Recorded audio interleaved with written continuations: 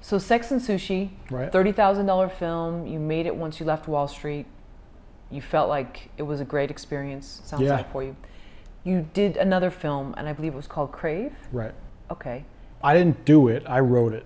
You wrote it, Yep. and someone else directed it. Correct. Okay.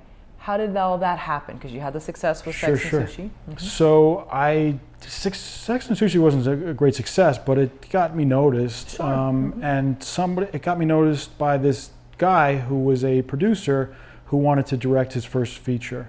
And he said, I like that, what else do you have? So I said, I have this idea. I just sort of pitched him an idea I had, and he said, I like that, go write that.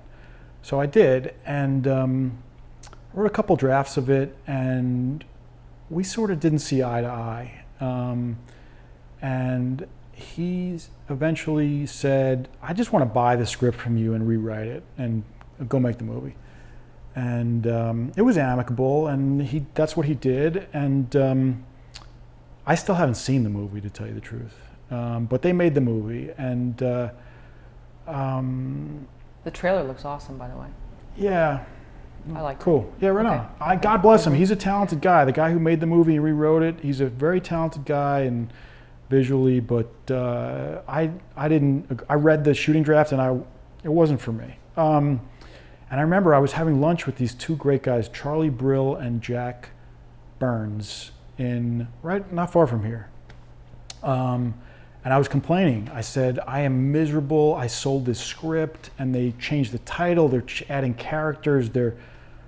I was lamenting what was going on, and I was really unhappy. I was thinking about taking my name off of it and so forth. Yep, and Charlie said to me, you're a pro screenwriter now. You need to learn this sentence and just say it all the time.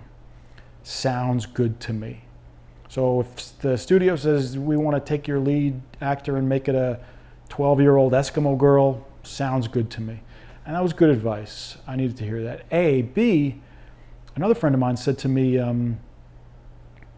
you sold a script, so you should really be happy about it. They're making it, so just, shut up, be happy. Most people don't, yeah. That was good advice. So how important was that for you to hear that at that time, and how have you carried that with you? Is that something that you still say, do you rein yourself back in when you start getting too close to the material and somebody wants to change something? It depends. I mean, if somebody's writing a check and they're paying me, sounds good to me. That's easy. Okay. But if it's a spec script and somebody wants to rewrite it and stuff like that, I'm very, typically I'm like, yeah, I'll consider it. If it's a good idea, I'll do it. Mm-hmm. But I'm all business on my own stuff, and I'm all business in a different way if you're paying me to do something, whatever you want, I'm here to serve you. Yeah. So your advice to, I understand a younger screenwriter or somebody just right out the gate that's like, oh, but I've written this and this is so amazing and they can't change this character and this and that. And aside from the sounds good to me, which is a perfect phrase, how do you teach them to let go of all that? That's a good problem to have, That's what I had to learn.